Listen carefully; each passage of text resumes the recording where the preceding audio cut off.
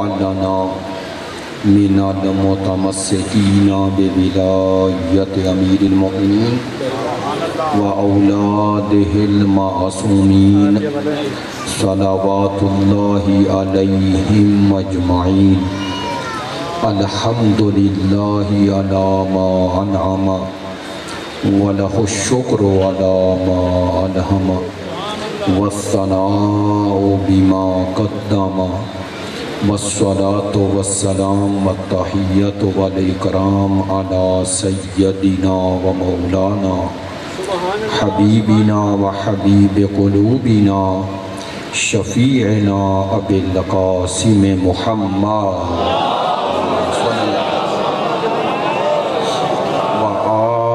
الأطيبين الأطهرين الأجمدين الأمجدين الذين أذهب الله عنهم الرجس وطهرهم تطهيرا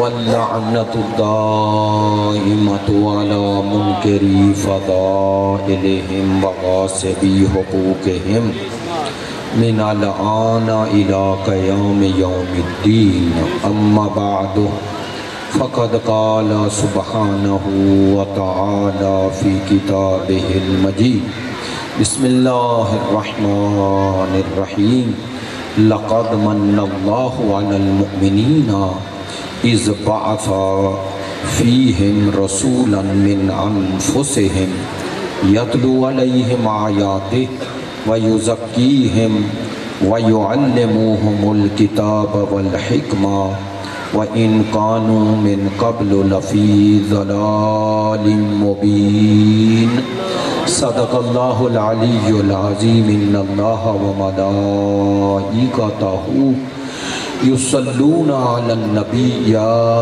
ایہا الذین آمنوا صلوا علیہ وسلموا تسلیما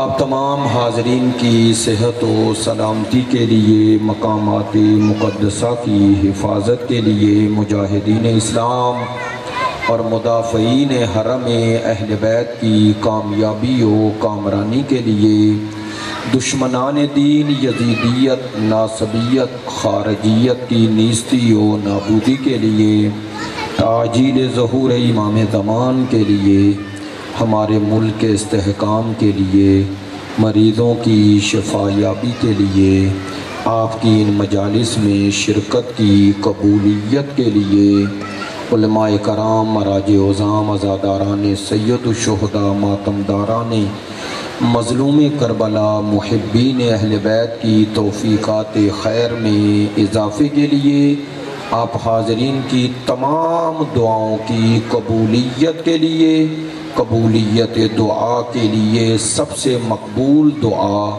صلوات ہے بآواز بلند صلوات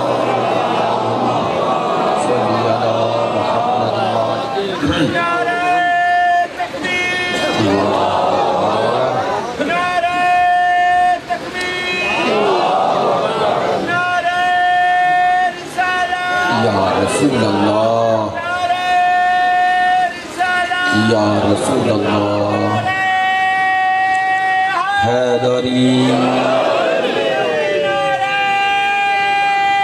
حیدری وائلی اللہم صلی علی محمد وآل محمد وعجل واجب الاحترام معزز و مکرم حاضرین مجلس محبان اہل بیت پیروان مکتب ولایت عاشقان مکتب شہادت سلسلہ گفتگو کی بندہ حقیر کی آخری مجلس ہے۔ میں نے سورہ آل عمران کی جو آیہ مجیدہ کل بھی تلاوت کی ارشاد پروردگار عالمین ہے لقد من اللہ علی المؤمنین، اللہ نے مومنین پہ یہ منت لگائی۔ کیا منت لگائی؟ اذ بعث فیہم رسولا من انفسہم، ان مومنین میں وہ رسول بھیج دیا جو انہی میں سے ہے۔ یہ پہلا جملہ ہی سرکار دو عالم کی عظمت کو، مقام و مرتبے کو سمجھنے کے لیے قرآن مجید نے سرکار کے وجود کو امت پر بالعموم اور اہل ایمان پر بالخصوص منت کہا۔ منت ہر احسان کو نہیں کہتے، منت اس احسان کو کہتے ہیں کہ جس احسان کو کرنے والا یہ تقاضا کرتا ہے کہ اس نعمت پر میرا شکر ادا کرو۔ پروردگار فرما رہا ہے میں نے مومنین پہ منت لگائی۔ کیا منت لگائی؟ میں نے ان میں رسول بھیج دیا۔ سرکار کا امت میں آنا بالعموم اور مومنین کے لیے بالخصوص، یہ اللہ کی منت ہے۔ اللہ کی وہ نعمت ہے کہ خدا چاہتا ہے کہ میری اس نعمت کا شکر ادا کرو، چونکہ اللہ کی سب سے بڑی نعمت نعمت ہدایت ہے۔ اگر ہدایت نہ ملے تو یہ جتنی نعمات ہیں یہ ساری نعمات کا حساب ہوگا، چونکہ اللہ نے ہر نعمت عطا ہی اس لیے کی ہے کہ خدا کا قرب حاصل کیا جائے، اور خدا کا قرب اس وقت تک حاصل ہوتا نہیں جب تک ہادی برحق نہ مل جائے۔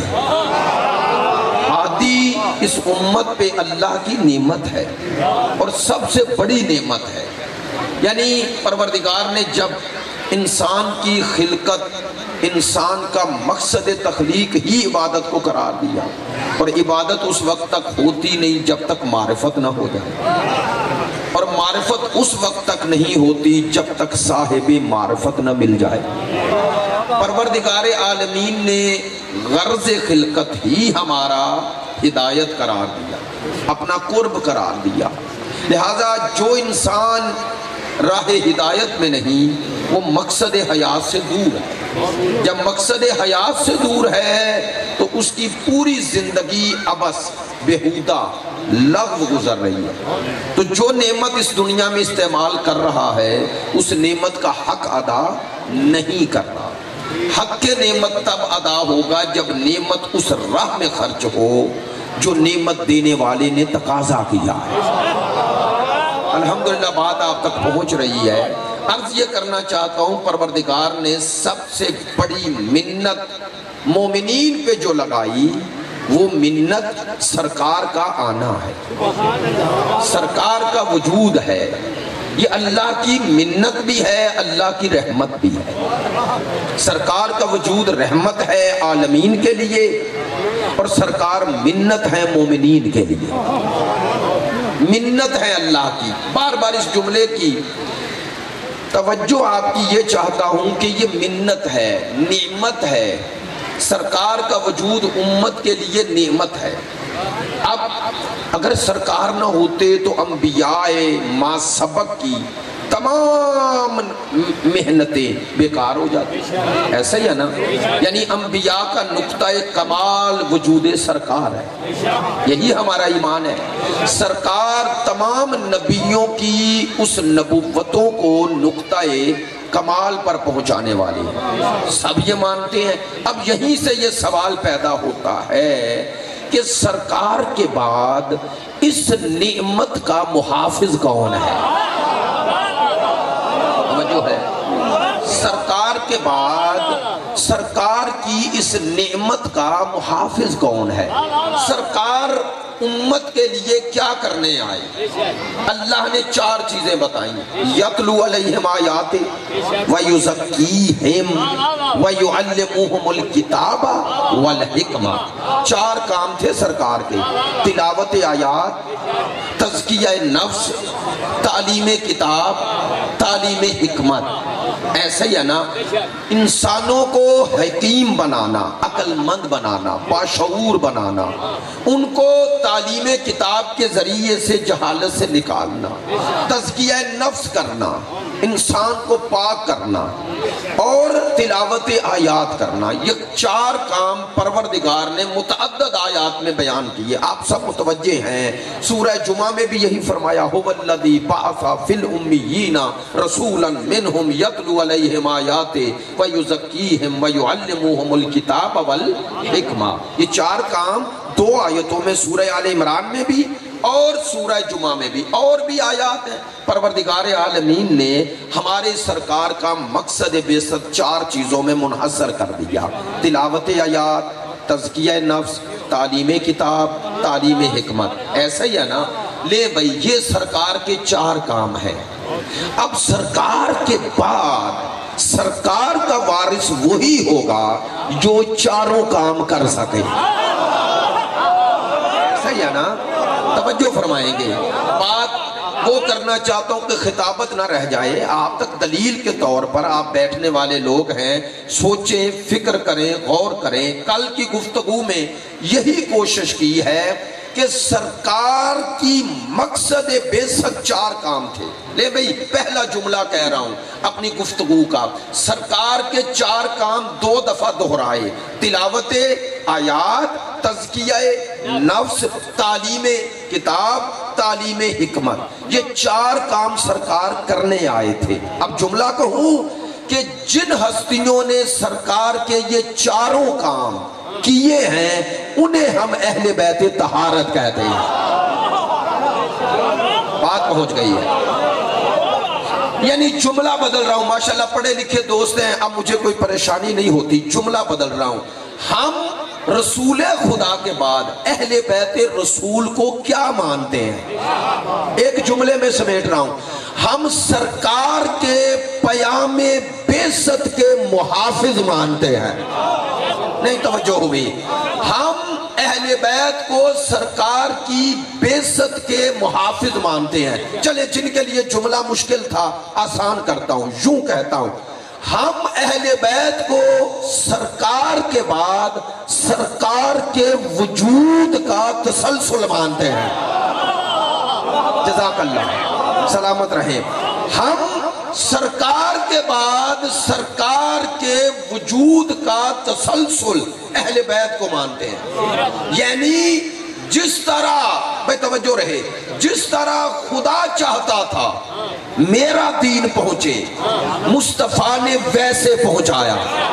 ایسے ہی ہے، جیسے خدا چاہتا تھا کہ میرا دین پہنچے ویسے مصطفیٰ نے پہنچایا، اور جیسے مصطفیٰ چاہتے ہیں کہ میرا دین محفوظ رہے، وہ ہستیاں جو سرکار کی منشا کے مطابق سرکار کے دین کو قیامت تک ہر نااہل سے بچاتے رہے، انہیں اہل بیت کہتے ہیں۔ توجہ ہو گئی ہے؟ توجہ ہو گئی ہے؟ یہ ہے اہل بیت۔ ہم اہل بیت عصمت و طہارت کو اس لیے نہیں مانتے کہ ہمیں پسند ہے، ہم اس لیے مانتے ہیں کہ اللہ کو پسند ہے۔ اور سرکار نے، بھئی آپ توجہ رہے گی، سرکار نے اپنی پوری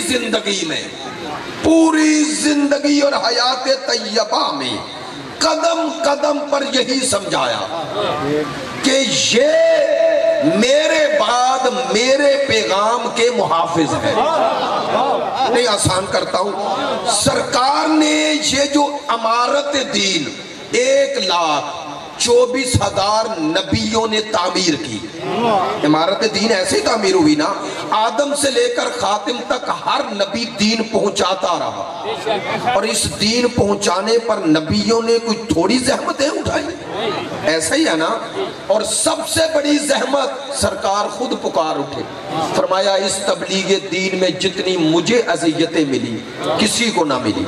سرکار نے فرمایا نا، بھئی آپ مجھے بول کے بتائیں، عقل مند انسان جتنی محنت گھر بنانے پہ کرتا ہے اس سے زیادہ اس کی خواہش بچانے پہ ہوتی ہے یا نہیں؟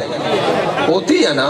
سرکار نے اس امارت دین کو پایہ تکمیل تک پہنچانے کے لیے 13 سال مکے میں پتھر کھائے، تانے برداشت کیے ہے نا۔ کس کے لیے؟ امارت دین کے لیے۔ ایسا ہی ہے نا، امارت دین کا معنی ہماری ہدایت کے لیے، جملہ بدل رہا ہوں، ہم سب کی ہدایت کے لیے مصطفیٰ نے اپنے باپ دادا کا شہر چھوڑ دیا۔ چھوڑا نا بھائی، کس وجہ سے چھوڑا؟ اسی دین کے لیے نا، اسی امارت دین کے لیے۔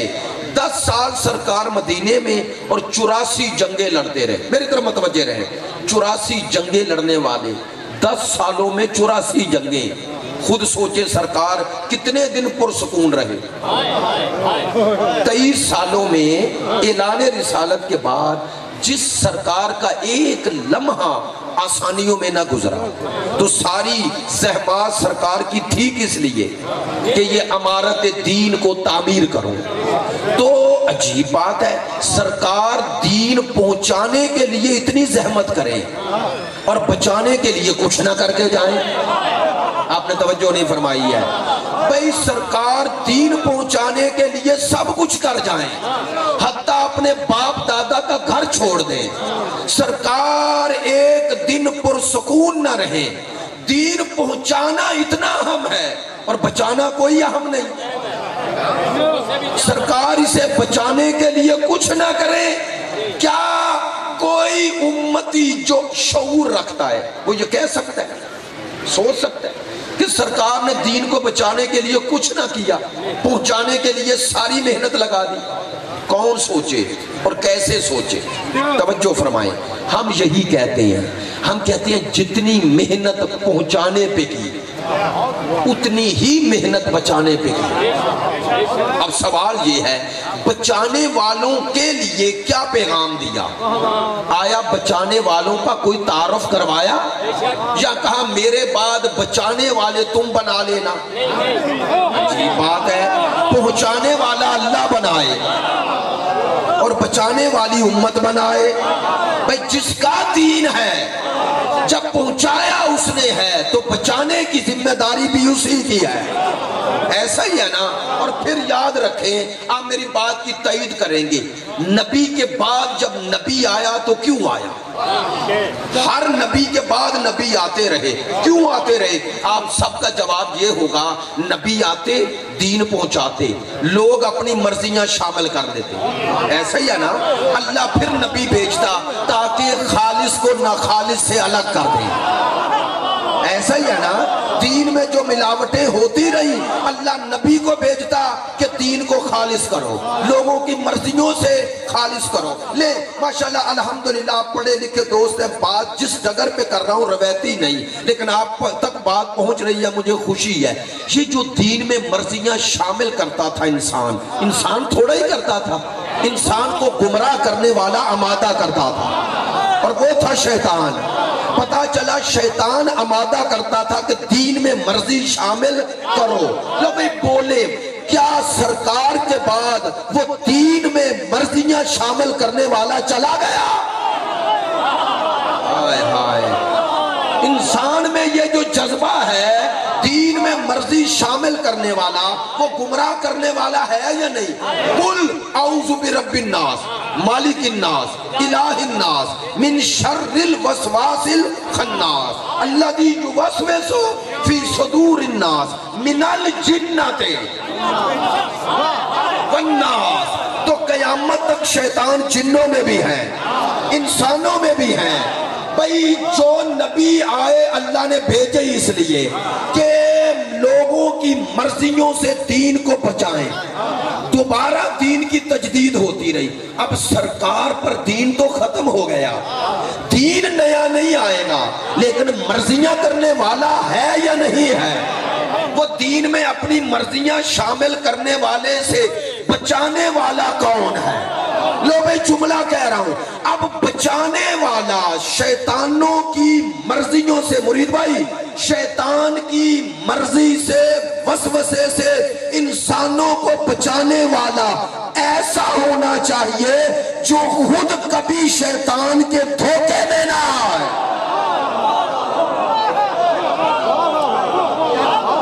توجہ ہو گئی ہے بھئی سرکار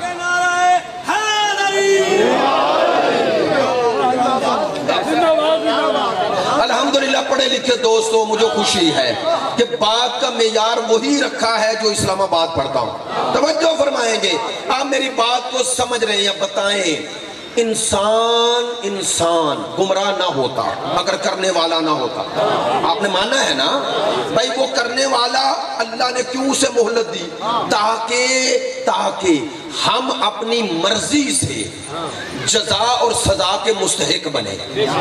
یہ ہے مقصد. یہ ہے اللہ چاہتا ہے کہ آزماؤں. اب ملتان میں میرا موضوع ہے آزمائش الہی. اس میں ایک جملہ کہا ہے اللہ نے سورہ عنکبوت میں یہ ارشاد فرمایا. وہاں یہ آیت کا روزانہ وضاحت کر رہا ہوں, یہاں صرف آیت پڑھ رہا ہوں. سورہ عنکبوت کی آیت نمبر 2 اور 3 جا کے پڑھئیے گا. پروردگار فرما رہا ہے احسب الناس ان یترکوا ان یقولوا آمنا وهم لا یفتنون. آیا تم لوگوں نے گمان کر لیا ہے کہ تم صرف یہ کہہ دو کہ ہم ایمان لائے اور تمہیں چھوڑ دیا جائے گا اور آزمایا نہیں جائے گا؟ اللہ فرماتا نہ ایسا ہو ہی نہیں سکتا. پروردگار تو کیوں آزمائے گا؟ تیسری آیت سورہ عنکبوت کی دوسری آیت پڑھی, تیسری آیت وَلَقَدْ فَتَنَّ الَّذِينَ مِن قَبْلِهِمْ. اللہ نے کہا صرف تمہیں تھوڑا ہی آزما رہا ہوں, پہلوں کو بھی آزمایا, ان کی طرح تمہیں بھی آزماؤں گا. پروردگار تو کیوں آزمائے گا؟ وَلَيَعْلَمَنَّ اللَّهُ الَّذِينَ صَدَقُوا وَلَيَعْلَمَنَّ الْكَاذِبِينَ. اللہ کہتا میں اس لیے آزماتا ہوں تاکہ سچے دعوے دار ایمان اور جھوٹے میں فرق ہو جائے.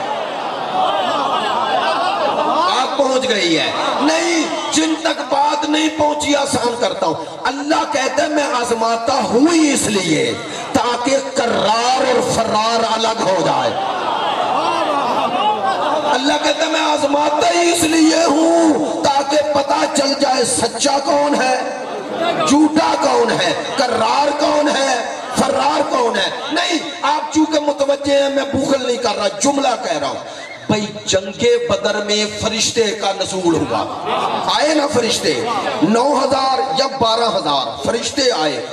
جنگ بدر میں فرشتے آئے اور جنگ احد میں سرکار زخمی ہو جائیں پھر بھی فرشتہ نہ آئے. کبھی سوچا کیوں؟ اللہ نے کہا میں نے جنگ احد میں فرشتے اس لیے نہیں بھیجے تاکہ تمہیں بتاؤں کہ فرشتے کس کے لیے آئے تھے. میری بات پہنچ رہی ہے. اللہ نے کہا بھئی سوچنے والی بات ہے, جنگ بدر میں فرشتوں کا نزول قرآن کہہ رہا ہے اور جنگ احد میں سرکار زخمی ہوئے یا نہیں ہوئے نا, فرشتے نہیں نازل ہوئے. یا اللہ کیوں نہیں نازل کیے؟ کہا یہ میدان میں نے اس لیے سجایا. قرآن ہے, اللہ کہتا میں نے اس لیے جنگ احد میں غیبی مدد نہیں بھیجی تاکہ پتہ چلے کس کے دل میں کتنا ایمان ہے, کون کہاں کھڑا ہے. اللہ نے کہا میں نے فرشتے وہاں بھیجے. بھائی توجہ, کہا میں نے بدر میں فرشتے بھیجے. فرشتوں کے باوجود بھی ٹوٹل کفار کتنے مارے گے؟ 72, اور 72 میں اکیلے ابو طالب کے بیٹے نے 35 مارے. توجہ ہے, فرشتوں کے باوجود اکیلے علی نے 35, یعنی فرشتے ملا کر سارے صحابہ کرام جو اس وقت 313 سے ملا کر ان سب کے 35 اور علی کے اکیلے 35. اچھا, کہا اب میں نے احد میں فرشتے نہیں بھیجے تاکہ میں بتاؤں کہ فرشتوں کے بھروسے پہ کون لڑتا ہے.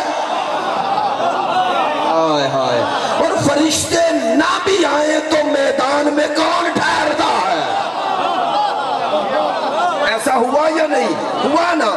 اچھا, اور حضرت شاہ عبدالحق محدث دہلوی نے مدارج النبوہ میں کیا خوبصورت بات لکھ دی. کہتے ہیں سرکار نے آنکھیں کھولی, سامنے علی تھے, دائیں بائیں دیکھا, زخمی تھے نا سرکار. فرمانے لگے یا علی زخموں سے چور چور ہے, کیا ہوا؟ کہا یا رسول اللہ آپ پر حملہ ہوا اور مسلمانوں کے پاؤں اکھڑ گئے۔ اب یہ باتیں تو کوئی چھپی نہیں رہ گئی نا، کوئی تنقید بھی نہیں ہے، یہ تو ہمارے وزیر اعظم صاحب نے بھی بیان کر دیا تھا نا، جنگ احد کا واقعہ انہوں نے بھی بیان کیا۔ انجینئر محمد علی سب کے پڑھ لیں، کتابوں میں پڑھ لیں، کہتے ہیں سرکار نے یوں دیکھا بلا تشبیہ، دائیں بائیں دیکھ کے کہا یا علی باقی کہاں گئے؟ کہا چلے گئے، آپ کیوں نہیں گئے؟ جب سب چلے گئے آپ کیوں نہیں گئے؟ اب سننا، سرکار امیر المومنین نے بلا تشبیہ یوں دیکھا، زخموں سے چور چور ہے، کہتے ہیں یا رسول اللہ مجھ میں اور ان میں فرق ہے۔ کیا فرق ہے؟ فرمایا انہوں نے آپ کی رسالت کا کلمہ پڑھا ہے اور میں آپ کی رسالت کا گواہ بنا ہوں۔ توجہ ہے، مجھ میں اور ان میں فرق ہے۔ فرمایا وہ ایمان لانے والے ہیں، میں ایمان میں حصہ دار ہوں۔ مجھ میں اور ان میں، مجھ میں اور ان میں فرق ہے، فرق ہے۔ نہیں، یہ بات کوئی میرا بھائی کسی پہ تنقید نہ سمجھے، میں دلیل دے دیتا ہوں۔ حضرت عبداللہ ابن عباس رضی اللہ تعالیٰ عنہ صحابی رسول کیا خوبصورت جملے فرماتے ہیں سرکار کے دور میں کہتے ہیں مومن بھی تھے اور منافق، قرآن نے بیان کیا، سورہ منافقون قرآن میں ہے، کہتے ہیں سرکار کے بعد اسلام تو بڑا نا، پھیلتا گیا، کہتے ہیں نئے مسلمان ہوتے، پھر ان کی خواہش ہوتی ہے ہم مدینے جائیں، کہتے ہیں مدینے آتے، حضرت عبداللہ ابن عباس فرماتے ہیں جب ان لوگوں کو ہم دیکھتے بعض اوقات ان میں جا کے بیٹھ جاتے۔ حضرت عبداللہ ابن عباس فرما رہے ہیں صحابی رسول، کہتے ہیں جب ہم نئی محفل میں جاتے تو اب نئے چہرے دیکھتے، کہتے ہیں کیسے پتہ کریں یہ کون ہے، اپنا ہے یا بیگانہ ہے؟ تو فرماتے ہیں ہم ذکر علی چھیڑ دیتے۔ حضرت عبداللہ ابن عباس کہہ رہے ہیں ذکر علی چھیڑتے اور اس کے بعد چہروں سے شجرہ پڑھتے۔ فرماتے ہیں ذکر علی چھیڑتے، اگر سامنے والے کا چہرہ کھل جاتا تو سمجھ جاتے اپنا ہے، اور اگر چل جاتا تو سمجھ جاتے اپنوں میں بیگانہ ہے۔ توجہ ہے، اب یہ معیار ایمان حضرت عبداللہ ابن عباس جیسی ہستی دے رہی ہے، ایسا ہی ہے نا، حبر الامہ قرآن کے سب سے بڑے مفسر کیا دے رہے ہیں دلیل ایمان؟ کہہ رہے ہیں محبت علی۔ تو حضرت عبداللہ ابن عباس نے یہ جو محبت علی کو دلیل ایمان کہا اپنے پاس سے کہا نہ، فرماتے ہیں سرکار نے فرمایا۔ کیا فرمایا؟ اور اس کے راوی صحیح مسلم شریف خود مولا علی راوی ہیں، مولا فرماتے ہیں ایک دن سرکار نے مجھے دیکھا، مولا کائنات فرمایا مجھے دیکھا اور کہنے لگے اے علی میں اللہ کی طرف سے تجھ سے عہد کر رہا ہوں، میں وعدہ کر رہا ہوں، میں مصطفیٰ وعدہ کر رہا ہوں۔ یا رسول اللہ کیا وعد کر رہا ہوں؟ کہا اللہ نے مجھ سے یہ عہد لیا ہے، کیا کہ اگر منافق کو پوری دنیا بھی دے دو اور اس سے تقاضا کرو علی سے محبت کرے تو وہ محبت نہیں کرے گا، اور فرمایا مومن کو تلوار لے کر مارنے پر بھی آ جاؤ اور اسے کہو علی سے بغض رکھو، فرمایا ایمان اور بغض علی جمع نہیں ہوگا اور نفاق اور محبت علی جمع نہیں ہوگا۔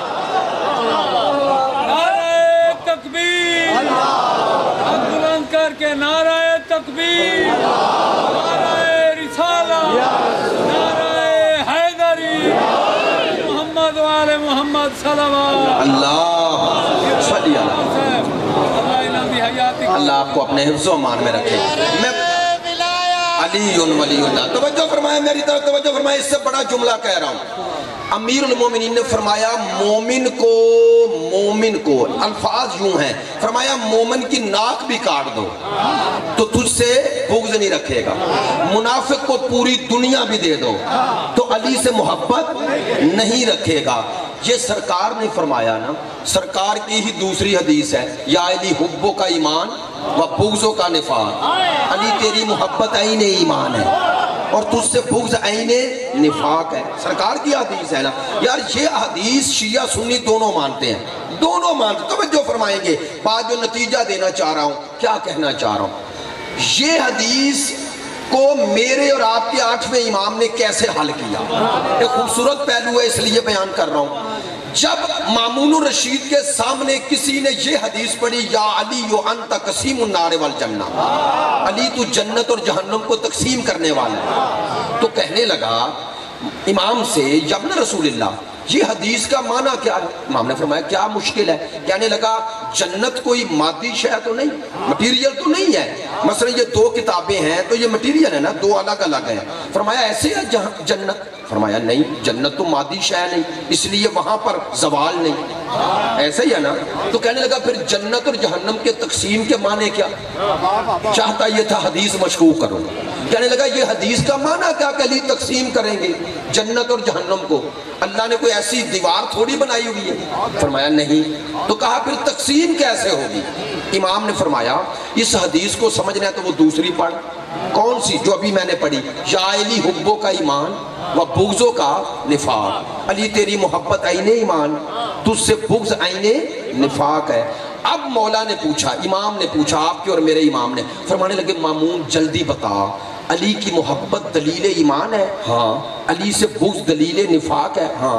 فرمایا جلدی بتا مومن کہاں جائے گا؟ کہتا ہے جنت میں، اور منافق جہنم میں۔ امام نے کہا تقسیم ہو گئی۔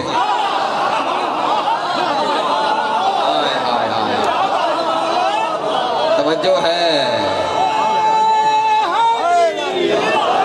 بڑی مہربانی۔ امام نے فرمایا تقسیم تو ہو گئی، یہی تقسیم ہے کہ اللہ محبت اور بغض علی کی بنیاد پر جنت اور جہنم کو تقسیم کر دے گا۔ نہیں، اس سے بڑی حدیث کا پہلو اگلا۔ امام نے یہ جملے کہے، چلے اپنے حجرہ مبارک میں تشریف لائے، ساتھ خواجہ ابا سلط تھے، آپ جاتے ہیں زیارات پر، ان کی بھی زیارت ملتی ہے وہاں۔ خواجہ ابا سلط امام کے صاحب اسرار تھے، پیچھے پیچھے آ رہے تھے۔ جیسے امام اپنے حجرہ مبارک میں داخل ہوئے، امام کی دست بوسی اور قدم بوسی کرنے لگا خواجہ ابا سلط، محبت میں، وجد میں۔ امام نے فرمایا اتنے خوش کیوں؟ کہنے لگا آج ہی مجھے بھی حدیث کی سمجھ آئی۔ کہا کیا آئی؟ فرمایا جو آپ نے بیان فرمائی کہ علی کی محبت دلیل ایمان اور علی سے بغض دلیل نفاق۔ فرمایا یہ اس کے لیے تھا، اس کا ظرف اتنا ہے، وہ ہضم اتنا کر سکتا تھا، تجھے اس سے آگے بتاتا ہوں۔ مولا اس سے آگے بھی ہے؟ فرمایا ہاں۔ کیا ہے؟ فرمایا قیامت کے دن ایک بلند مقام پر اللہ میرے دادا کو بٹھائے گا، اور فرمایا پوری کائنات علی کے سامنے آئے گی۔ فرماتے ہیں علی دیکھے گا، چہرے سے اس کا اعمال نامہ پڑے گا، جہنم سے کہے گا ہاذا لک، یہ تیرا ہے، لے لے، یہ میرا ہے، چھوڑ دے۔ فرمایا یہ معنی ہے۔ ہاں علی قیامت کے دن دلیل ایمان، یہ کوئی ہماری بنائی ہوئی باتیں تھوڑی ہیں، جس سے جب چاہیے اس روایت کی سند کیا ہے، کتاب کا نام کیا ہے، صحیح مسلم سے معتبر کتاب کون سی ہوگی، تو جب سرکار نے فرما دیا علی کی محبت دلیل ایمان ہے، تو پھر مومن ہوگا ہی وہ جو علی سے محبت رکھے۔ تو قیامت تک یہ معیار ہے نا بھائی، قیامت تک معیار ہے، کوئی ایک دور میں معیار تھوڑا ہی ہے، ہر دور میں معیار ہے۔ تو ہر دور کے مومن کو پرکھنے کا معیار علی ہے۔ ایسے میں نے تھوڑا کہا تھا کہ آل محمد احترام کا نہیں، ایمان کا جز ہے، ان کے بغیر ایمان مکمل نہیں، ایمان مکمل نہیں، ایمان مکمل نہیں۔ نہیں، ایک اور حدیث اسی وزن پہ پڑھ دوں جو میں نے یاد ہے ایک دفعہ یہاں عرض کی تھی، علی مال حق والحق و مال، حق علی کے ساتھ ہے اور علی بس نا، اللہم ادر الحق حیث ما دارا، یا اللہ حق کو ادھر پھیر جدھر علی جائے۔ نہیں، پوری دنیا ڈھونڈتی ہے حق مل جائے، اور حق ڈھونڈتا ہے علی مل جائے۔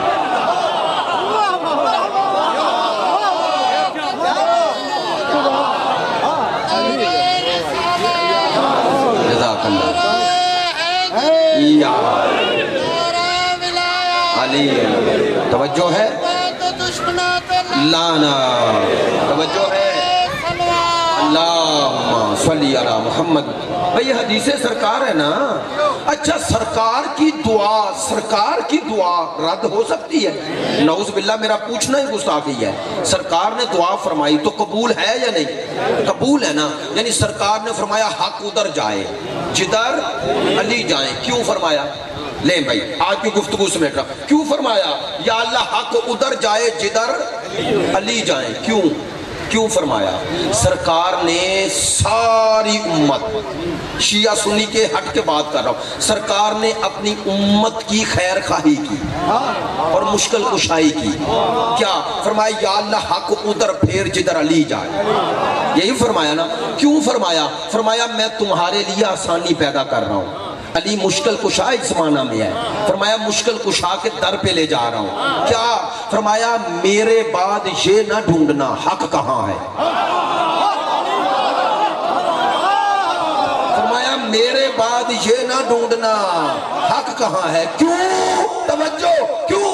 فرمایا ممکن ہے میرے بعد حق ڈھونڈنے نکلو اور کوئی نہ حق کی جگہ پہ بیٹھا ہو اور تم اسے ہی حق سمجھ لو۔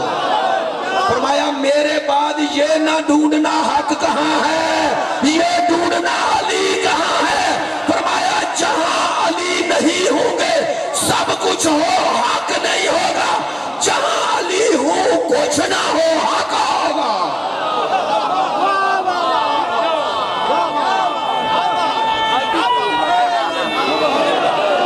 میں توجہ ہے، میرے بعد یہ نہ ڈھونڈنا حق کہاں ہے، یہ ڈھونڈنا علی کہاں ہے، علی کو ڈھونڈنا۔ لو بھائی مسلمان بھائیو، اگر یزیدیت سے بچنا ہے نا، میں نے کل اشارہ کیا تھا نا، اگر یزیدی اسلام سے بچنا ہے تو رسول کے بعد علی پہ نظر رکھو۔ نہیں میں ایسے ہی تھوڑا کہہ رہا ہوں، سرکار نے فرمایا، حضرت عمار ابن یاسر، کتاب کا نام کنز العمال، کیا ارشاد فرمایا؟ کہنے لگے عمار یا عمار، اذا رأیت الناس وادیا وعلیا وادیا، جب تو دیکھے کہ پوری انسانیت ایک طرف کھڑی ہے، لوگ ایک طرف کھڑے ہیں، علی اکیلا ایک طرف کھڑا ہے، سرکار نے فرمایا لوگوں کو نہ دیکھنا، لوگوں کو نہ دیکھنا، علی کو دیکھنا۔ یا رسول اللہ کیوں؟ فرمایا علی کائنات میں میرے بعد وہ واحد ہستی ہے جو سب کچھ چھوڑ سکتا ہے، اللہ کو نہیں چھوڑ۔ جو ہے جو راہ ہدایت کبھی نہیں چھوڑ سکتا، علی کا ساتھ نہ چھوڑنا، علی کا ساتھ۔ اسی لیے تو میں یہ جملہ کہا کرتا ہوں، الحمدللہ آپ سب کو یاد ہے، میں عرض کیا کرتا ہوں دو چیزیں ہوتی ہیں مرید بھائی، ایک ہوتا ہے ترازو، ایک ہوتی ہے جنس۔ جنس کو تولتے ہو، ترازو کو نہیں، جنس کو تولتے ہو، ترازو کو نہیں۔ علی امت میں جنس نہیں، بطول امت میں جنس نہیں، ترازو ہے۔ حسن امت میں جنس نہیں، ترازو ہے۔ حسین جنس نہیں، ترازو ہے۔ کیا کہنا چاہتا ہوں؟ لو بھئی یہی شیعت ہے، ہم پنجتن کو نہیں تولتے، ہم سب کو پنجتن سے تولتے ہیں، ہم انہیں نہیں تولتے، ہم سب کو ان سے تولتے ہیں، اور ہمیشہ ترازو پر ہی تولا جاتا ہے۔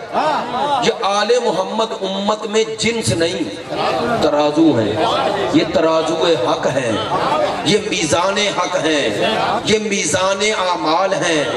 ہاں خدا کی قسم یہ جملے اور اس طرح کا موضوع رکھنے کا مقصد کیا تھا؟ مقصد صرف یہی تھا، جو یزیدیت، ناصبیت، خارجیت پھیل رہی ہے، وہ شیعہ سنی بھائیوں اگر اپنا ایمان بچانا ہے تو کبھی آل محمد کا در نہ چھوڑنا۔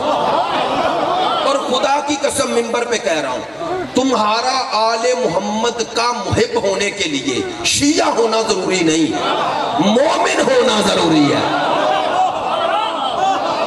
نہ شیعہ ہو نہ سنی ہو، آؤ آل محمد کے در پہ آ جاؤ۔ میں نے 2 سال پہلے جملہ کہا تھا نا، اور شیعہ سنی بھائی دونوں نے یہ جملے کی تائید فرمائی تھی، آج پھر وہی جملہ دہرا رہا ہوں۔ میں نے کہا تھا شیعو شیعہ رہو، سنیو سنی رہو، لیکن دونوں حسینی بنو۔ سنی رہو لیکن حسینی سنی بنو. یزیدی بھی سنی کہلا رہے ہیں. ان یزیدیوں سے اگر الگ ہونا ہے نا، خدا کی قسم ان کا پتہ نہیں چلتا. یہ یزیدی سنی کا پتہ کب چلتا ہے؟ ادھر ذکر اہل بیت چھوڑا، ادھر تمہیں پتہ چل جائے گا. میں تھوڑا ہی کہہ رہا ہوں. یہ میں نے کتاب کیوں منگوائی؟ یہ کتاب کا نام ہے تشریف البشر بذکر الائمۃ الاثنا عشر. کتاب کا نام ہے تشریف البشر، یعنی بشر کی شرافت. نواب صدیق حسن خان بھوپالی بہت بڑے عالم انڈیا کے، ان کی کتاب ہے. کہتے ہیں اگر انسانوں کے لیے کوئی شرف ہے تو یہی شرف کافی ہے کہ انسانوں میں 12 امام ہیں. تشریف البشر بذکر الائمۃ الاثنا عشر. اس کے بیک سائیڈ پہ انہوں نے امام شافعی رحمت اللہ علیہ کے اشعار نقل کیے ہیں. میں چاہتا ہوں وہی پڑھوں اور آپ کی زحمت ختم کر دوں. امام شافعی آج سے سینکڑوں سال پہلے جو صورتحال امام شافعی بیان کر رہے ہیں، اس صورتحال کو آپ نے ان اشعار میں سمجھنا ہے کہ یہ الزام یا یہ مسائل آج کے نہیں. کون سے؟ جو آل محمد کا ذکر کرے کیا کہتے ہیں؟ کیا ہو گیا؟ شیعہ ہو گیا. کہتے ہیں نا بھئی انجینئر محمد علی، ڈاکٹر طاہر القادری، مفتی طارق جمیل، سب کو کہتے ہیں. کیوں شیعہ کہتے ہیں؟ پہلے تو نہیں کہتے تھے. جب سے آل محمد کا ذکر کیا کہنے لگے شیعہ ہے. نہیں، میں تعصب سے بات نہیں کر رہا، مجھے چہرے نظر آ رہے ہیں اہل سنت بھائیوں. کبھی سوچے نا آخر کیا وجہ ہے کہ جو آل محمد کا ذکر کرے اسے شیعہ ہی کیوں کہتے ہیں؟ میں نے بات کہہ دی ہے. اسے شیعہ ہی کیوں کہتے ہو؟ اگر سارے ہی مانتے ہیں تو پھر ذکر کرنے پہ شیعہ کیوں کہتے ہیں؟ ایسا ہی ہے نا. امام شافعی کے اشعار سنیں. فرماتے ہیں اضافی مجلس ذکروا علیاً وسبطیہ وفاطمۃ الزکیہ. کہتے ہیں جب کسی مجلس میں، کسی نشست میں مولا علی، ان کے 2 بیٹوں اور ان کی زوجہ کا ذکر ہوتا ہے. امام شافعی فرما رہے ہیں، کہتے ہیں جب علماء کسی محفل میں علی مرتضیٰ، حسن مجتبی، حسین شہید کربلا اور سیدۃ النساء، کہتے ہیں جب ان کا ذکر کرتے ہیں ہم تو کیا ہوتا ہے؟ فَأَجْرَا بَعْضُهُمْ ذِكْرَ سِوَاهُمْ. کہتے ہیں کچھ لوگ ان کے ذکر سے توجہ ہٹانے کے لیے اور ذکر چھیڑ دیتے ہیں. یہ امام شافعی کہہ رہے ہیں. یار جب وہ کہہ رہے تھے تب یہ صورتحال تھی نا، تو آج بھی ہے یا نہیں؟ ہے نا بھئی ہے. آپ ٹی وی پہ دیکھ لیں، شہادت مولا علی ہے اور وہ فضائل علی پڑھ رہا ہے اور مقابل اس کا چہرہ جل گیا اور دوسرے کا ذکر چھیڑ رہا ہے. یہ جو ذکر علی اور ذکر اہل بیت کے مقابلے پہ دوسروں کا ذکر چھیڑنا، لو بے پڑھے لکھے دوست یہ جملہ لے جائیں، یہ دوسروں کا ذکر چھیڑنا یہ اندر کا خوف ہے. یہ اندر کا خوف ہے. کہتے ہیں فَأَجْرَا بَعْضُهُمْ ذِكْرَ سِوَاهُمْ. جیسے ہی ہم آل محمد کا ذکر کرتے ہیں کچھ لوگ دوسروں کا ذکر چھیڑ. بھائی میرے جملے نہیں، ان کے جملے ہیں. امام شافعی رحمت اللہ علیہ کے 4 اماموں میں ہمارے بھائیوں کے ایک امام ہیں. وہ فرماتے ہیں جب ہی میں نے ذکر اہل بیت کسی محفل میں چھیڑا، لوگوں نے دوسروں کا ذکر چھیڑ دیا. سننا، میری طرف متوجہ رہنا. کہتے ہیں جیسے ہی میں نے ذکر علی، ذکر بطول، ذکر سیدہ کیا، ذکر حسنین کریمین طیبین طاہرین کیا، کہتے ہیں لوگوں نے دوسروں کا ذکر چھیڑ دیا. جب لوگ دوسروں کا ذکر چھیڑتے ہیں تو مجھے کیا پتا چلتا ہے؟ کہتے ہیں فَأَيْقَنَا أَنَّهُ ابْنُ سَلَقْلَقِيَّا. کہتے ہیں جب کوئی آل محمد کے ذکر کو کم کرنے کے لیے دوسروں کا ذکر چھیڑتا ہے تو مجھے پتا چل جاتا ہے یہ کسی کمینی ماں کا بیٹا ہے.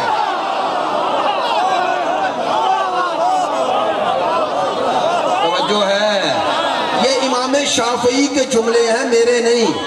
وہ فرماتے ہیں مجھے یقین ہو جاتا ہے کہ یہ کسی کمینی ماں کا بیٹا ہے. چونکہ ماں کی شرافت ہی آل محمد کا ذکر ہضم کرنے دیتی ہے۔ توجہ فرمائے، فرماتے ہیں اذا ذکروا علیاً و بنی ہے او بنی ہے تشاغلا بالروایات الدنیہ، کہتے ہیں جب ہم علی کا ذکر کرتے ہیں، مولا کے بیٹوں کا ذکر کرتے ہیں، کچھ لوگ خسیس روایتیں لاتے ہیں، خسیس کہتے ہیں پست روایتیں لاتے ہیں ان کا مقابلہ کرنے کے لیے۔ یہ امام شافعی فرما رہے ہیں، فرماتے ہیں وَقَالَ تَجَاوَزُوا یا قوم عنہ فَحَاذَا مِنْ حدیث رافضیہ، کہتے ہیں پھر لوگوں سے کہتے ہیں شافعی کی باتیں چھوڑو، یہ تو رافضیوں کی باتیں کر رہے ہیں، کہتے ہیں لوگوں سے کہتے ہیں ان کی باتیں چھوڑ دو، شافعی کی باتیں چھوڑو، یہ رافضیوں کی باتیں کر رہے ہیں۔ کہتا ہے بریتو، امام شافعی فرماتے ہیں بریتو الی المہیمن من اناس یرون الرفض حب الفاطمیہ، کہتے ہیں میں ایسے لوگوں سے اللہ کی پناہ مانگتا ہوں جو بطول اور اس کے بیٹوں کی محبت کو رفض کہہ رہے ہیں۔ فرماتے ہیں علی آل الرسول صلاۃ ربی، فرماتے ہیں آل رسول پر میرے رب کا درود ہے۔ نہیں توجہ، میری طرف متوجہ رہے ہیں برادر، آگے ہیں توجہ فرمائیں۔ فرماتے ہیں آل رسول پر اللہ کا درود ہے، کہنا کیا چاہ رہے ہیں؟ امام شافعی فرماتے ہیں مجھے کہہ رہے ہو میں آل محمد کا ذکر کرتا ہوں میں رافضی ہو گیا، میں شیعہ ہو گیا؟ کہتے ہیں مجھے تو کہہ لو گے، اللہ کو کیا کہو گے؟ جس نے آل محمد کا ذکر ہر نماز کا حصہ بنا دیا ہے، علی آل الرسول صلاۃ ربی ولعنتہ لتلک الجاہلیہ، کہتے ہیں آل رسول پر میرے رب کا درود ہو اور ان جاہلوں پر اللہ کی لعنت ہو۔ یہ ہیں ہمارا بھی بھئی یہی عقیدہ ہے یا نہیں؟ امام شافعی سنی ہونے میں شک نہیں، تو آؤ سنی بننا ہے تو شافعی جیسے بننا، نہیں توجہ ہو رہی بھئی، ان جیسا بننا جنہوں نے آل محمد کا ذکر اور محبت میں پرواہ نہیں کی، کہتے ہیں کہ مجھے رافضی کہتے ہو، کہو، کہتے ہیں اگر آل محمد کی محبت رفض ہے، کہا نا فَلْيَشْهَدَ الثَّقَلَانِ أَنِّي رَافِضِيٌّ، فرماتے ہیں اگر آل محمد سے محبت رکھنا رفض ہے تو میں رافضی ہوں۔ اب یہ لفظ رافضی بار بار دہرا رہا ہوں، آپ لوگ جانتے ہیں، جو نہیں جانتے رافضی شیعوں کو تنزن کہتے ہیں، پتہ ہے؟ اور رافضی نکلا ہے رفض سے، رفض کا معنی ہوتا ہے چھوڑنا، چونکہ آپ نے چھوڑا ہے، اب کن کو چھوڑا ہے یہ انہیں پتا ہے۔ رافضی رفض سے ہے، رفض کا معنی چھوڑنا۔ لو بھائی میں اپنی بات نہیں کر رہا، میرے اور آپ کے چھٹے امام ابو بصیر راوی ہیں، کہتے ہیں کہ میں گزر رہا تھا کوفے میں، امام تھے اس وقت، تو لوگوں نے تنزن کا رافضی جا رہا ہے، جا رافضی جا رافضی، رافضی جا رہا ہے، رافضی جا رہا ہے، صحابہ رافضی جا رہا ہے۔ کہتے ہیں میں گزرا، مجھے دکھ ہوا، طنز تھی نا، امام کی خدمت میں پہنچا، دعا و سلام کے بعد بیٹھ گیا، امام نے مجھے دیکھا، ابو بصیر بڑے امام کے وہ کہتے ہیں پسندیدہ اور صاحب اسرار راوی، امام نے دیکھا، کہنے لگے ابو بصیر خیریت ہے؟ کہا مولا آ رہا تھا یا اپنا رسول اللہ، لوگ تانا دے رہے تھے، کیا تانا؟ کہا لوگ کہہ رہے تھے رافضی جا رہے ہیں۔ امام نے فرمایا رافضی تیرے لیے طنز تھوڑا ہے، یہ تو اعزاز ہے۔ مولا کیسا اعزاز ہے؟ سنیں، فرمایا تمہیں پتہ ہے سب سے پہلے یہ رافضی کس نے کس کو کہا؟ مولا نہیں معلوم۔ فرمایا جب حضرت موسیٰ ہارون کے ساتھ آئے وہ فرعون کے دربار میں، ادھر 40 جادوگر تھے، ادھر حضرت موسیٰ ہارون تھے، انہوں نے اپنی رسیاں چھوڑی، وہ سانپ نظر آنے لگی، حضرت موسیٰ نے عصا پھینکا، اژدہا بنا اور انہیں نکل گیا، ایسا ہی ہے نا، قرآن ہے نا۔ فرمایا جیسے نکل گیا تو جو 40 کے 40 جادوگر تھے وہ دیکھ رہے تھے کہ ہم نے جو کیا جادو ہے، ادھر سے جو ہوا جادو نہیں حقیقت ہے، تو پہچان گئے یہ یہاں کا نہیں، یہ جادوگر نہیں، یہ نمائندہ خدا ہے۔ تو 40 کے 40 سجدے میں گر گئے اور کہا ہم رب ہارون و موسیٰ پر ایمان لائے. جیسے ہی امام نے کہا جیسے ہی یہ 40 جادوگروں نے حضرت موسیٰ اور ہارون کی طرف متوجہ ہوئے اور کہا ہم آپ پر ایمان لائے, تو فرعون کا چہرہ بدل گیا اور غصے میں کہنے لگا انتم رافضون, تم رافضی ہو گئے. آپ نے توجہ نہیں فرمائی تو مجھے جملہ واضح کرنا پڑا. بس پتہ چل گیا کہ رافضی ہوتا ہی وہ ہے جو اپنے دور کے فرعون کو چھوڑ کے موسیٰ کا ساتھ.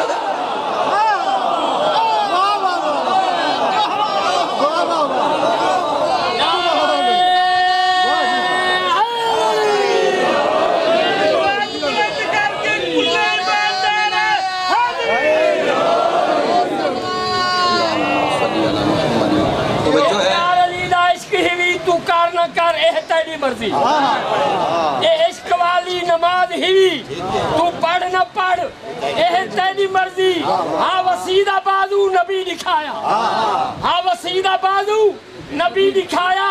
میں اعلان خم کو بھلا نہ سکتا. وہ ایک کشتی ہوئی نجات والی تو چل نہ چل یہ تیری مرضی. توجہ ہے.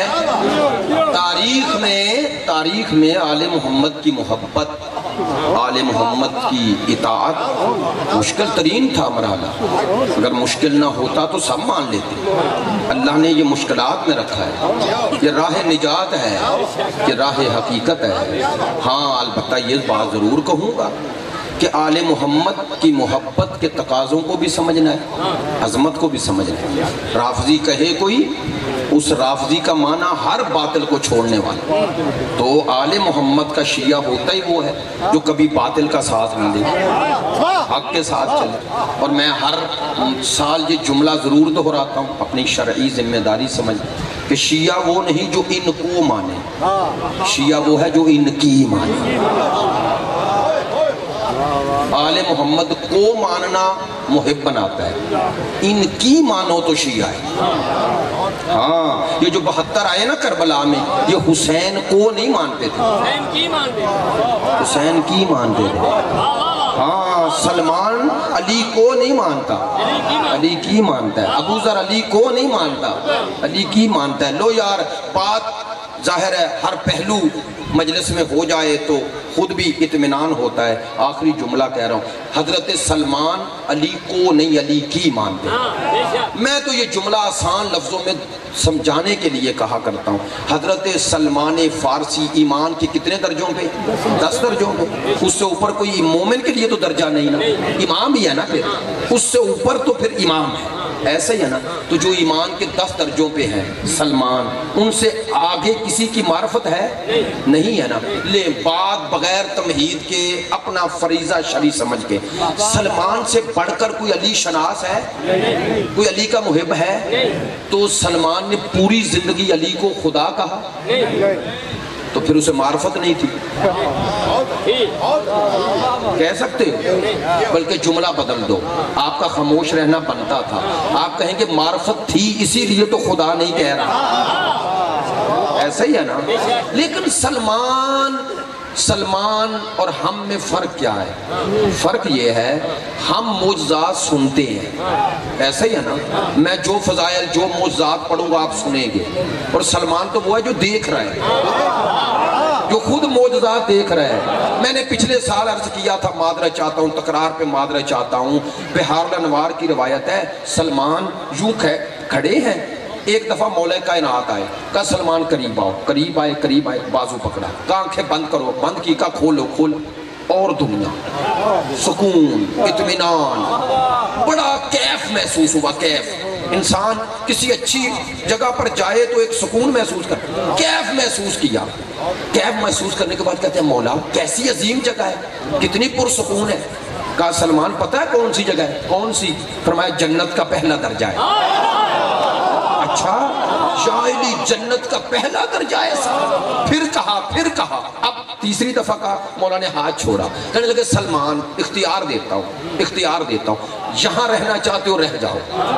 سننا یہ ہے سلمان, یہاں رہ جاؤ. کہ ہاتھ جوڑ کے پوچھتا مولا آپ یہاں ہیں؟ بات تو میں نے کہہ دی ہے، بات تو میں نے کہہ دی ہے۔ مولا آپ یہاں ہیں؟ فرمایا نہیں، میں تو زمین کے لیے ہوں نا، نمائندہ خدا ہوں۔ کہنے لگا مولا میری جنت یہ نہیں، میری جنت آپ ہے،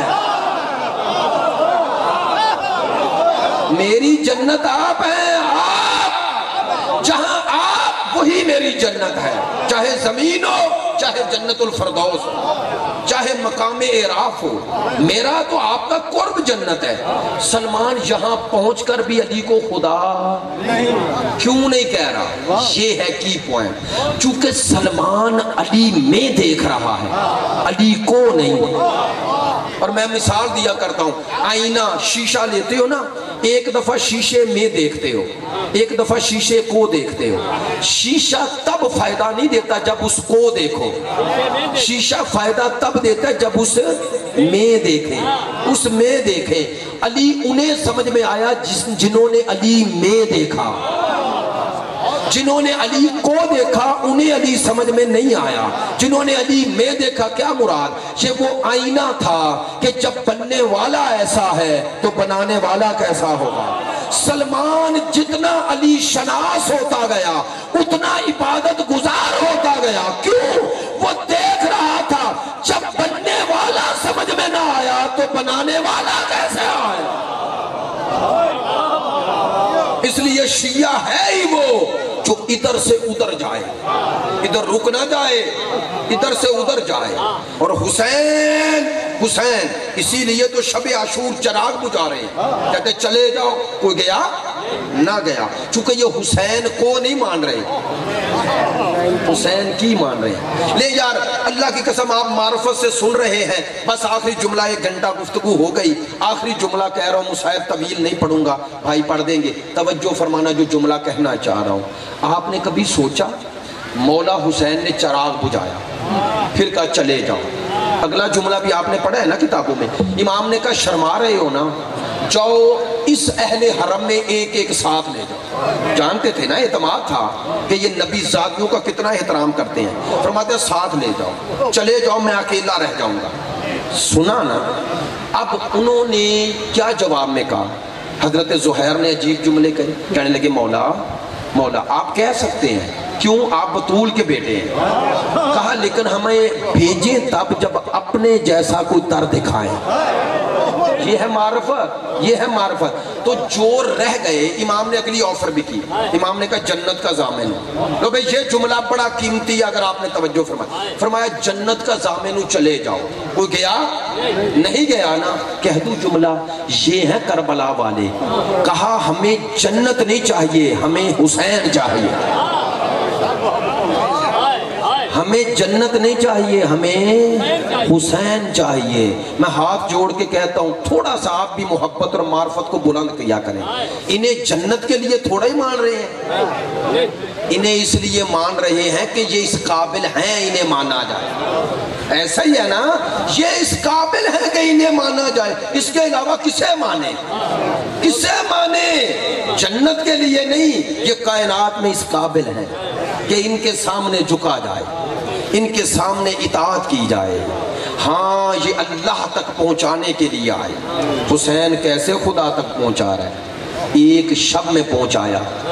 شیخ انصاری ہمارے بہت بڑے مرجع ہیں، ان سے کسی نے پوچھا کہ اس حدیث کی سمجھ نہیں آتی کہ ایک لمحے کا تفکر، فکر، غور و فکر ہزاروں سال کی عبادت پہ بھاری ہوتا ہے، کیسے ہوتا ہے؟ فرمایا جیسے حر نے سوچا، ایک لمحہ ہی لگانا، ادھر سے ادھر ہو گیا، ایسے ہی ہو گیا نا، ادھر سے ادھر ہو گیا۔ یہ ہے غور و فکر۔ آج ان مجلسوں کا مقصد بھی یہی ہے، کوئی حر بننا چاہتا ہے تو آ جائے، آ جائے۔ اور یار میں تو خدا کی قسم کو تبلیغ سخت کرنے کا عادی نہیں ہوں، میں تو مومنین، مسلمین، شیعہ، سنی بھائی سب کو جو آتے ہیں مجلس میں محب اہل بیت ہیں، صرف دل نرم ہوتے ہیں تو آپ کے دلوں کو موڑنا چاہتے ہیں اور اپنا فریضہ شریع بتائیں۔ یہ محرم کے ایام 23 محرم ہے، परसों 25 मुहर्रम है ना। अच्छा, परसों किस इमाम की शहादत है? उस इमाम का नाम क्या है? इमाम ज़ैनुल आबिदीन। दूसरा लक़ब इमाम का सैयदुस साजिदीन। लो भाई, यही मेरा तो पैगाम है, सबसे बड़ा इबादत गुजार यही इमाम, ऐसा ही है ना? सजदा करने वालों का सरदार मेरा यही। अब बोल के बताना, सबसे बड़ा अज़ादार कौन है? यही इमाम। तो इमाम ने बताया, जो जितना बड़ा अज़ादार होगा उतना ही ज्यादा इबादत गुजार होगा। और पता है, अल्लामा नक्कन का ये जुमला मुझे बहुत प्यारा लगता है। फरमाते हैं, मुख्तलिफ रवायतें हैं कि इमाम को सैयदुस साजिदीन और ज़ैनुल आबिदीन का लक़ब कैसे मिला। कहते हैं मिला, रवायतें वो भी दुरुस्त होंगी, लेकिन कहते हैं खुदा की कसम, जिस सजदे ने इमाम को ज़ैनुल आबिदीन बनाया, पता है वो कौन सा सजदा है? जब खैमे जल गए और अली की बेटी आकर ये पूछ रही है, बेटा सज्जाद जरा आंखें खोल और मुझे दे।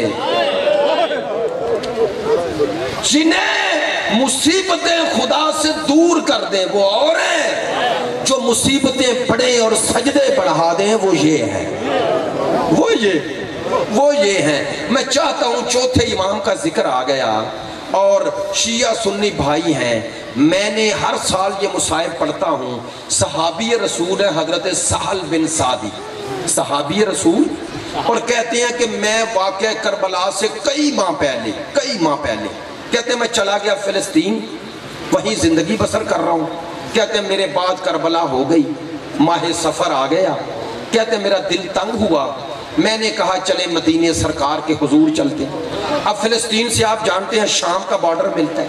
कहते हैं मैं फिलिस्तीन से शाम की तरफ आता हूँ, देखता हूँ शाम के दरबार सजे, बाजार सजे हुए हैं, लोगों ने नए लिबास पहने हुए हैं। कहते हैं मैं सोच रहा हूँ सफ़र के महीने में इस्लाम की कोई ईद नहीं है। फिर सोचता हूँ शायद शामियों का कोई अपना त्यौहार हो। कहते हैं एक शामी गुजरा, मेरे दिल में डर था कि शामी हमेशा शरीफ घरों को लूटते हैं, अल्लाह खैर करे। कहते हैं मैंने शामी को बुलाया, ये फाखरा लिबास, ये सजे हुए बाजार, खैरियत है? कौन हो? कहा मुझे छोड़ो, तुम बताओ ये क्यों है? कहा इसलिए पूछा तू शाम का रहने वाला नहीं, मैं शाम का रहने वाला नहीं। कहता है इसीलिए पूछ रहे हो? कहा क्या हुआ है? कहता है बता नहीं सकता, अगर तेरे में देखने का हौसला है तो पिछले बाजार में चला जा। कहते हैं अब मेरा तजस्सुस बढ़ा, मैंने कहा मुझे पहचानते हो? शामी ने कहा नहीं। कहा मैं सहाबी रसूल सहल हूँ। कहते हैं ये कहना था मैं सहाबी रसूल सहल हूँ। अब शामी ने रोना शुरू किया, कहने लगा अगर सहाबी है तो बाजार में ना जाना, अगर सहाबी है ना तो बाजार में ना जाना। कहते हैं मेरा तजस्सुस बढ़ा, मैंने कहा अब तो जरूर जाऊंगा। कहते हैं बाजार की तरफ तेज कदम चल के पहुंचता हूं, क्या देखता हूं कि बाजार भरा हुआ है। कहते हैं आते ही इंसान जब आए रश में कोई बुलंदी पे शय हो तो उसे देखता है ना।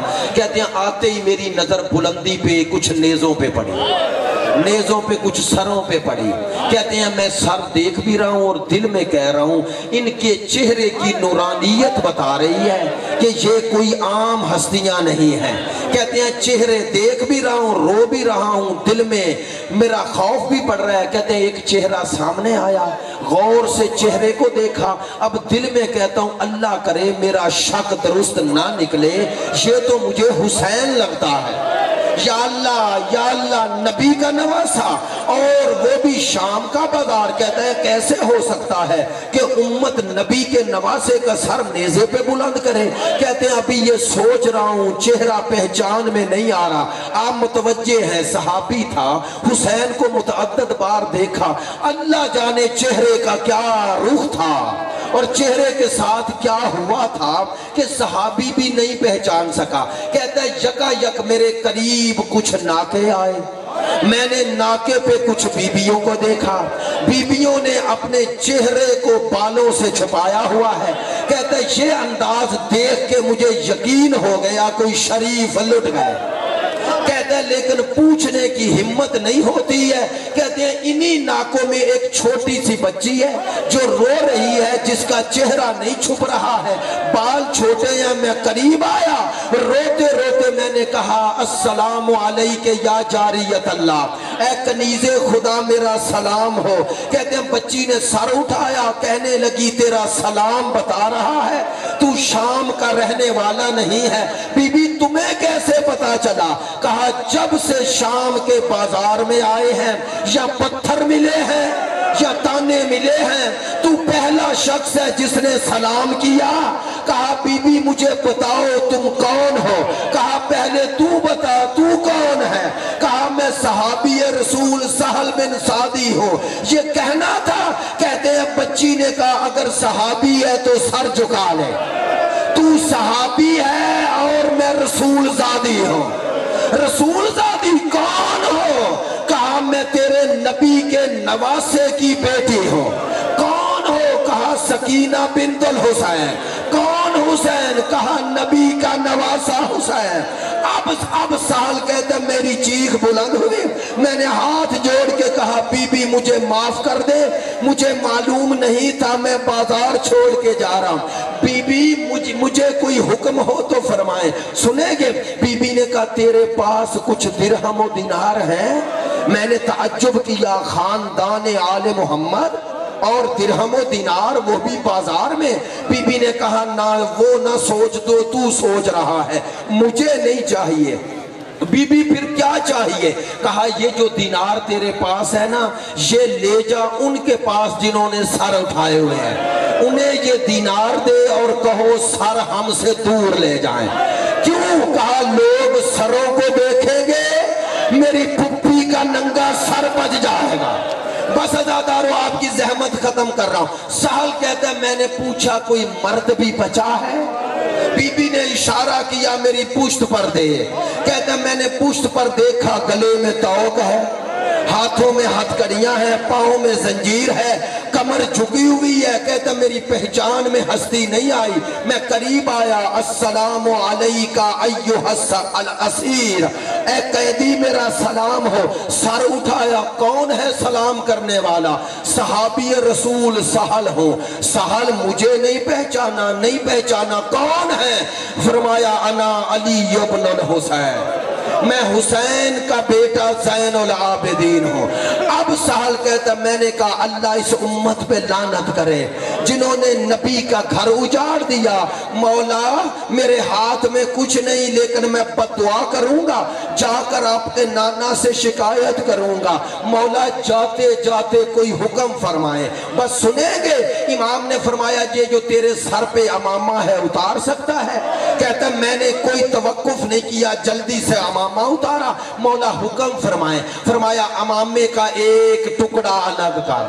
کہتا میں نے ٹکڑا الگ کیا. مولا حکم فرمائے. فرمایا اگر زحمت نہ سمجھے تو میری پشت پر آ اور میری گردن سے کپڑا ہٹا. یہ توق اور میری گردن کے درمیان میں کپڑا رکھ دے. یہ توق میری گردن کو بڑی اذیت دے رہا ہے. میں سہل کہتا ہے میں امام کی پشت پر گیا, میں نے کپڑے کو ہاتھ ڈال کے ابھی ہٹایا کہ منہ پیٹنا شروع کیا. کیوں منہ پیٹ رہا ہے؟ کہتا ہے مولا میں کہاں کپڑا رکھوں, تیری گردن کا گوشت